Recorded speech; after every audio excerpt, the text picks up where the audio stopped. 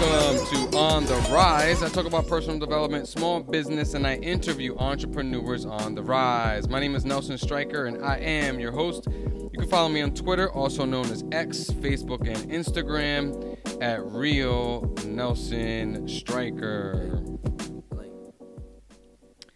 And as always, I have a very special guest in the building with me tonight. All right. He is the owner and operator of AutoStars Detailing and Restoration. Kevin Belligiere, what is going on? Yo, what's going on? What's going on, guys? How is everybody? Yes, sir. Yes, sir. Welcome to the show, man. Appreciate it, bro. All right. All right. Look, I start every show with a quote of the day. Okay. All right. And then we just give our 2 cents and see if the people can get something out of it. All right. I like it. So this quote says, "The nearer a man comes to a calm mind, the closer he is to strength." Okay. All right. The nearer a man comes to a calm mind, the closer he is to strength. Could definitely agree with that. What do you think? I could relate to it, honestly, to be real. When it comes to like just dealing with a lot of things emotionally, Yeah. You kind of feel weak at a point. Crazy right? clients? How about Not necessarily crazy clients. challenging clients? Challenging clients, maybe, or maybe you get an inflow of like a lot of jobs at once. Maybe you don't have enough manpower, or maybe you didn't answer 7 texts in the morning from somebody, and they get upset, or whatever it is. There it is, yeah. Sometimes just like in your mind, you'll just get a little clustered, right? And it's like almost feel weak. Like I said, you just can't figure out what the solution is, what the next steps are to take, right? Right. So relating to that, meaning, if you're able to control those little things, you're able to focus on the bigger picture. Exactly. Right? So you're able to go and get what you want. Right. Get what the main objective is. So. And ultimately become, stronger because you're able to control whether it's your own frustration, your own anger, right, or whatever it is. And that quote is from Marcus Aurelius. All right. So, look, let's jump right into the interview, man. So, for those who don't know you, Kev, who's Kevin Belligiere? Kevin Belligiere is a kid that grew up in Staten Island, New York, his entire life. Lived on the same exact block. Didn't really move around much. Nice. Played some ice hockey growing up. Still play to this day. Nice, kind of, sort of. A little bit older now, so, a little bit more difficult. But yeah, man. But Kevin was just always eager. I like to say inspiration. Okay. I try to always be inspirational. Okay. My father raised me to be a man that was just trying to always do right by people. He'd always say the 3 L's. Be a leader. Just always be on top of your game. Yeah. And just do right by people. Hold the door. They don't say thank you. Like, let it go. Keep it like moving. little things like that, bro. Yeah. Just always make somebody else's day brighter. So that's what I always kind of think about growing up. Pops was a great dude, huh? He's a great dude. Yeah, he's a good dude, bro. Yeah, he's a cool man. He's good. I learned a lot from him. Sometimes you don't really think about that growing up. Yeah. As fortunate as I am to have both my parents. Yeah. God bless. I grew up around both of them, and I had any childhood like a kid would want from the '90s, right? I was That's a '98 awesome, baby, man. so I got the good stuff. Yeah, man. I didn't have no iPad or anything like that. Yeah. That was the only borough I didn't live in.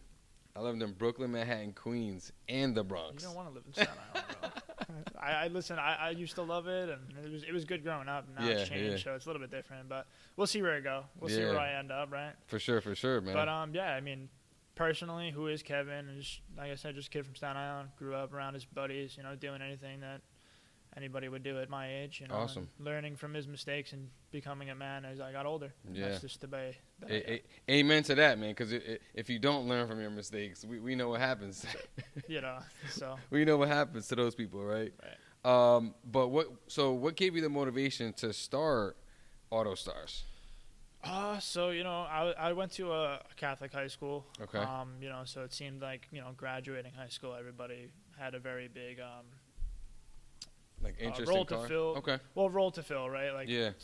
Everyone was expecting everybody to fill some. I didn't know what I wanted to do. Right, growing up. And even when it was time for college, it was just something that I didn't know what I wanted to do with myself. And I was just working at as a bartender, bar back for a little while. Yeah. And then I got into car sales. Yeah, I got into car sales eventually. Landed my first Nissan job. I was working as a salesman, but I was never a salesman in my entire life.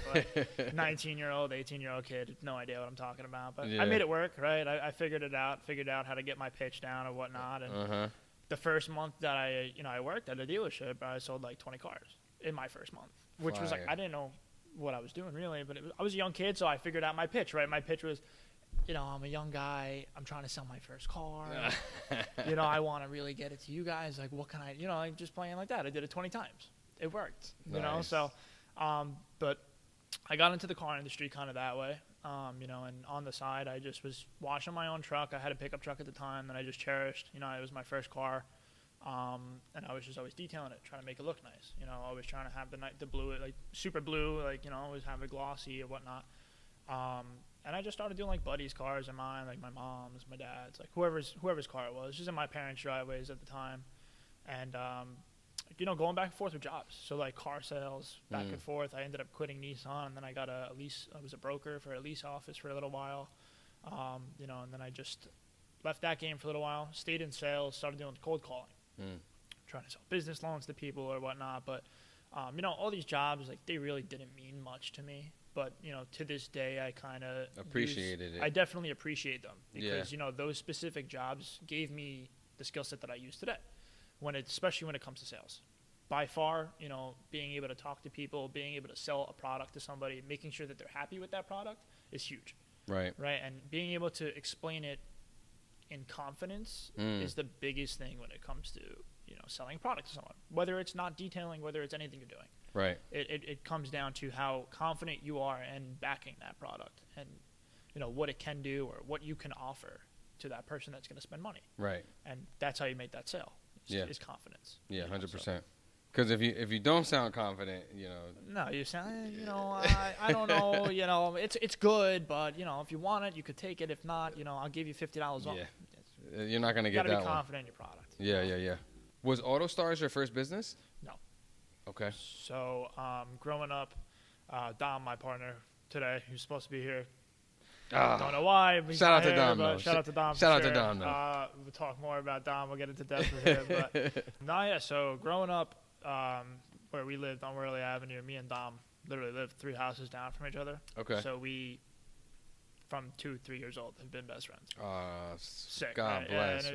That's incredible. Of course, we have our fights and whatnot. Yeah, but it's friendship, bro. Yeah, it's like family, man, for real. I'd kill for him. So it's just growing up, we always just, trying to come up with something, whatever it was, like a business. Or we had a DJ company at one point, bro. We first started. Yeah, we started with a DJ company. Hustling. And we were, it was Impulsive Sounds. That was the name of the business. Bro, we were 14. Maybe. Wow. And he had gotten a turntable for Christmas. I had a laptop. The rest was history. We tried to be DJs. We had our little parties in the backyards or whatnot. It was fun.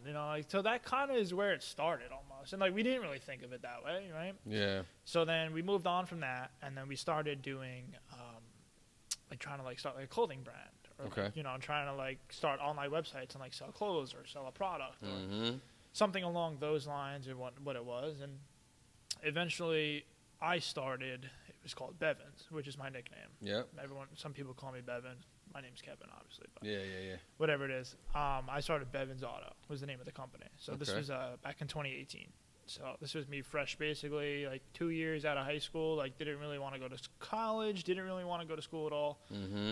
So I finally, my cousin one day, Madison, shout out Madison for this. She brought it up to me. She was like, "Yo, Kev, you're always doing a job that's related to cars." She's like, "Why don't you start your own thing? Start up something that's related to cars?" And I kind of thought about it, and I was like, "It's not a bad idea." So this is where I started doing cars in my mom's driveway at the time or whatnot. Dom was just finishing up in Scranton University for accounting. And he came back. He had a accounting job lined up. Was doing accounting.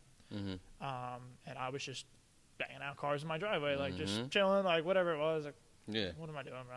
I was younger. I wasn't really caring about anything. It was cool. I had my own little business or whatever. Right.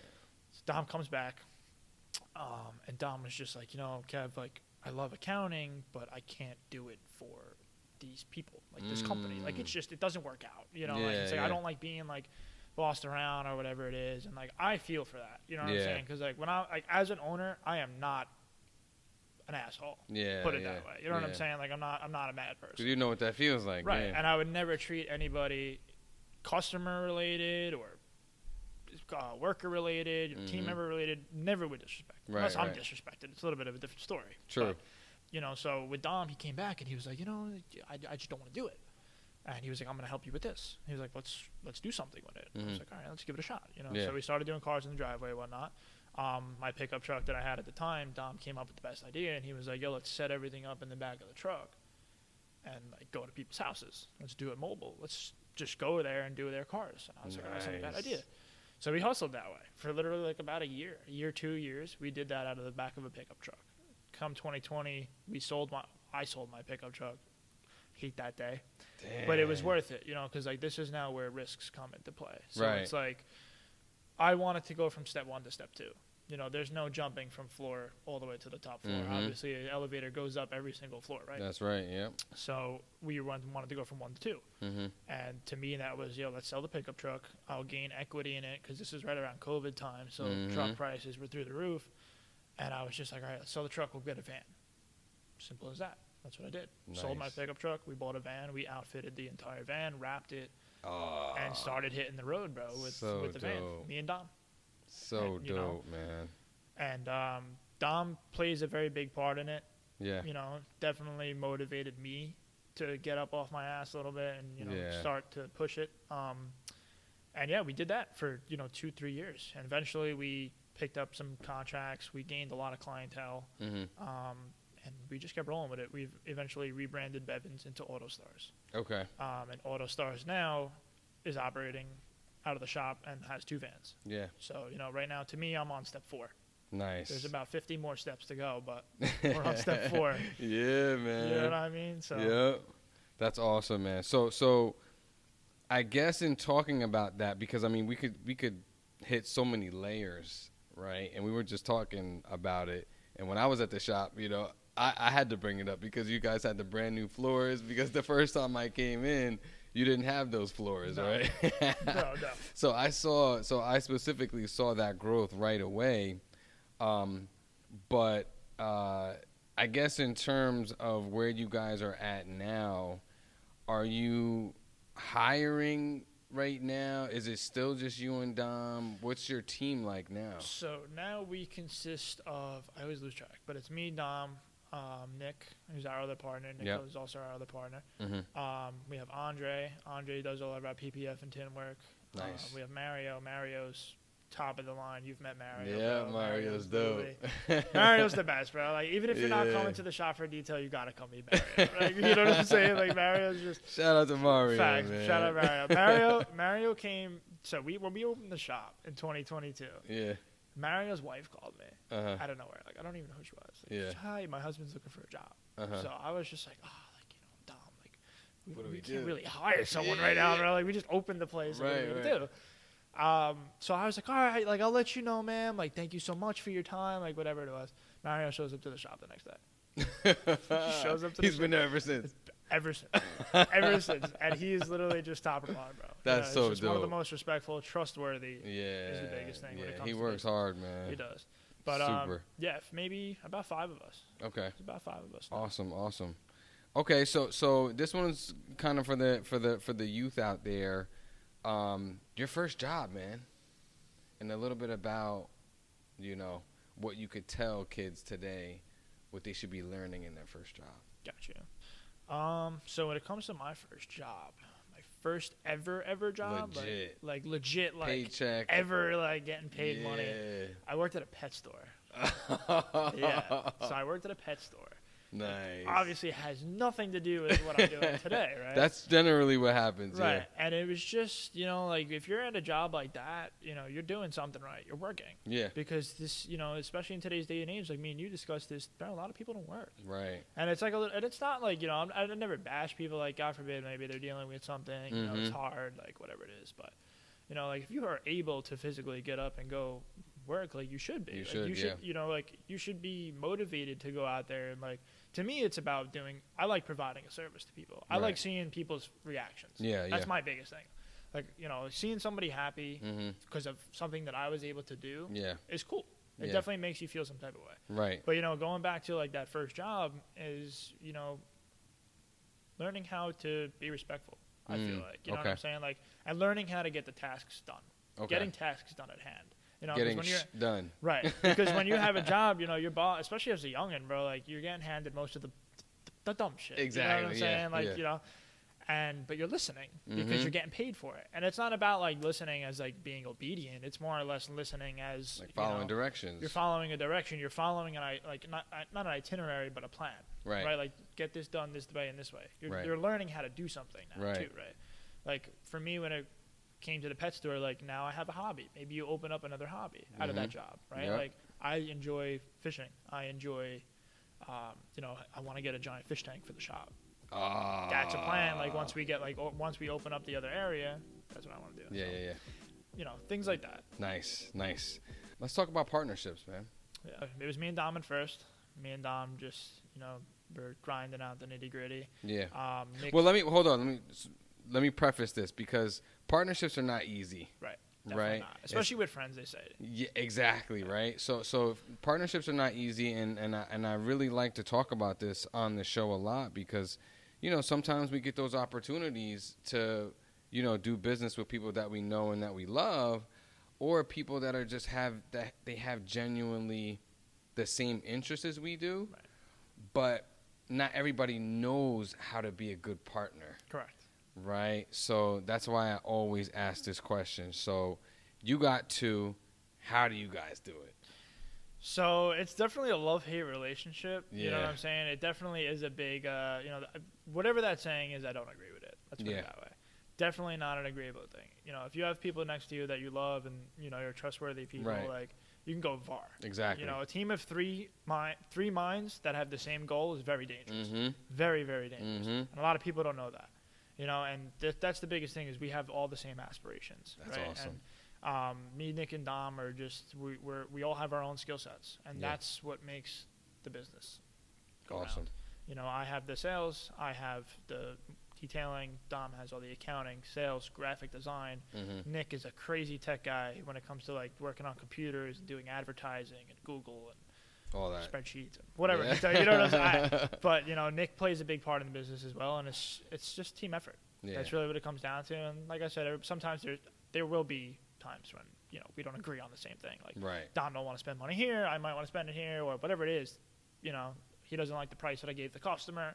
We work it out, we figure it out. Whatever. You know, it's not the end of the world. Right. So, but it's that back and forth, and you guys are hearing each other. Correct. But the biggest thing comes down to communication. Yeah, right? 100%. So, like, you know, I anything that I do, I always relate to my guys. Because it's just like they're part of my team. Like they're my friends. They're also my business partners. Why am I not going to include them? Yeah. Everything. So 100%. What would you say was the biggest obstacle you guys had to face for AutoStars, or even before, you know, you were able to rebrand into AutoStars? So the biggest obstacle that we really ran into, I would say, is right in the beginning. You know, we weren't when we started the shop, we didn't have like a lot of money. Yeah. Right. We didn't really have the floor money. Like, you know what I'm saying? Like we didn't have anything like that. That was a good one. You know, like we were fresh. You know, like we're going. You know, like so I didn't really know how to operate certain things, and I would use all the connections that I started making through business, you know, like asking questions to older guys that, you know, had that GT3. And like, you know, I'm a business owner. Like, what can I do to better the business? Like, give me different advice or whatever, give Dom advice, whatever the case was. But definitely would say money would be the biggest obstacle. Okay. And, you know, going into the winters when you don't have that, you know, because sometimes you got to come out of your own pocket. Yeah. Sometimes you got to hustle a little bit harder. Yeah. You know, there would be weeks when we first started where, you know, me and Dom would work a 60-hour week, bro, and I don't make $200 and only pay myself $200. You know, we would eat last. You know, Mario's there helping us. Mario gets paid. Yeah. You know what I'm saying? Rent's got to get... Bills got to get paid, like you just said. 100%. So I would say that you know, a lot of people, and then that'll stem into like that next question. Got it. You know, getting into the business. Now, why do you think some people are afraid to start that business? So that's what I was saying is I just feel like a lot of people are afraid to start a business because they don't have the capital to start money. it. Yeah. You know, and that's where a lot of people get scared because they feel like they start a business, they have to put $40,000, $50,000, $100,000 right into a business to start it. You know, I always try to say that our story is a little bit more to show that, you know, you don't need a lot of money to start a business. I started with a garden hose and a bucket, you know, and just started saving. It's all about saving, budgeting, doing things the right way, advertising. But yeah, a lot of people, I think it comes down to money. I think a lot of people, like, I feel like a lot of people have dreams, man. Like, I have a couple of my friends, like one of my best friends too. I don't want, you know, he wants to be a tattoo artist, you know, and he's hustling, working his normal job, you know, to pay his bills and go out with his girl and sustain his life, you know, but at the same time, I see where his dreams are. Yeah. You know what I'm saying? Like, he wants to be a tattoo artist. He tells me all the time. But he, you know, he's hard with the time. Too. But now he texted me the other day. He said, you know, Kev, like, you're always pushing me, like, you're always backing me up, like, telling me, like, I want to start it. You know, I've just been nervous to do it because of this and that. Right. And I told him, bro, I was like, literally just do it one by one. Like, start up the Instagram, draw a couple of photos, throw them on Instagram. I told him, you know, I have connections with, like, whoever tattoo artist, get him in, you know, as an apprentice and whatever. Yeah. So he's pushing on it now. So that's the biggest thing. It's tough, man. It is definitely money, I would say. Yeah, money. Okay. And so as far as anybody that wants to get into, you know, the detailing and customization business, what advice would you give them? I would say to, you know, just follow your heart, follow the way you're dreaming about what you want to do, how you want to design the place. You know, things change. You know what I'm saying? Like, I have crazy dreams for this place, right? But obviously I'm not there yet. Right. So, you know, like, my advice would be to take it slow. You know, like, start small, be proud of what you have. You know, don't compare your businesses to other detail shops, or don't compare yourself to a guy that's 20 minutes from you and has more reviews than you. Like, do it your own way. You know what I'm saying? Build it up how you are. You know, and I build it off of yourself. That's the way I tell people all the time. You know, when a customer comes to you, don't let them think, oh, I'm going to call AutoStars. Let them think I'm going to call Kevin. Right? Okay. Make that personal connection with people. Got it. So that's what I like to do. Are there any cars that you guys worked on that stick out in your mind right now? Yeah, we've worked on some cool stuff. I mean, it's not really a car, but, like, I'm thinking more of the private jet. Yeah. Private jet, definitely. You guys wrapped a jet? We didn't wrap a jet. We ceramic coated a jet. So we heavy metal polished it, clay bar, decontaminated the entire thing, polished the entire jet, ceramic coated everything besides the windows, because we're not allowed to do the windows. You're not allowed to touch windows in an aircraft. Didn't know that. Like, if you're cleaning it or anything, can't touch the windows. Like, no power washer, nothing. But yeah, that. And then we did a 72-foot Viking, which was a yacht. Yeah. And it was completely out of the water. Like, so, like, it was just on stilts. And we had to, like, polish the whole thing, ceramic coat it. And that always sticks out of my mind because I just remember Dom had to dangle from the top of the boat from a harness to get to the windows. So, like, you know, they're not necessarily cars, but always the GT3s. What is that, a Nissan? Porsche? Yeah, GT3? Yeah. What Nissan am I thinking of? That 100K one? GTR. The GTR. Yeah, okay. GTR. I honestly, believe it or not, bro, I don't get too many at the shop. I've had a couple, but, like, not too many now. Yeah. I get a lot of Porsche, bro. A lot of Porsche. A lot of Porsche. Yeah, we get a lot of, like, if you go on Instagram, Porsche everywhere. The next one that I'm gonna post is a Porsche. It's a Porsche. So, it is a Targa though, so Porsche Targas are sick. Dude. Okay. Super, super sick. Okay. Very rare, so it's like it don't matter, but it's still a Porsche. So it's like the next out of like the 8 posts that I made, it's like four Porsches. Yeah. All right, Kev. So look, man. Before we wrap up, how about celebrities, man? Have you guys started working with celebrities yet, or what? Yeah. So we've had a couple of guys come by the shop. So back before we actually had the shop, we had a little detail set up, like just like at a dealership, like in the corner, like just washing their cars, whatever. Yeah. We ended up doing Meek Mill's car. Oh, that nice. was sick. That was cool as hell. Nice. I never got to take pictures of that day because I just felt like it wasn't a place for me to. Yeah. He was with his boys, like, you know what I'm saying? I wasn't taking my phone out. Yeah, yeah. Not about that. Yep. He did dap me up and give me 100 though. So respect me, Mill, for that. That's what's up. That's what's up. Okay. But most recently, we had my man Johnny Brodzinski. Shout out Brodzy. He's part of the New York Rangers. Got it. He came by the shop, and it's actually a really cool story. Brodzy really hooked it up for us. Okay. But he came by the shop. He got some tints done. We detailed up his truck for him. He was coming back from Minnesota, or Connecticut rather. Took care of him. Got his truck right. You know, on the arm. That's how we are. I'm a big Ranger fan, bro. Like, not letting him pay for shit. Yeah, you know what I'm saying? Oh, that's whatever dope. it was. So he let us know. Like, we hit it off with him. Cool ass dude. And me and Dom are just like his boy. You know. Nice. He gave me and Dom tickets to a game. Mm-hmm. So, which was dope. You know, he didn't have to do that, but definitely gave us tickets. So I went there with Dom, thinking as if it was, you know, a regular Ranger game. When we get to the front door of the Garden, we're in Madison Square Garden, we're trying to scan the tickets. They're not working. So I'm just like baffled. I'm like, what the fuck's going on, right? So the guy comes over. He's like, what's going on, guys? Like, everything okay? And I'm like, yeah, like the tickets aren't working. And he looked at the tickets and he was like, oh, these are green tickets.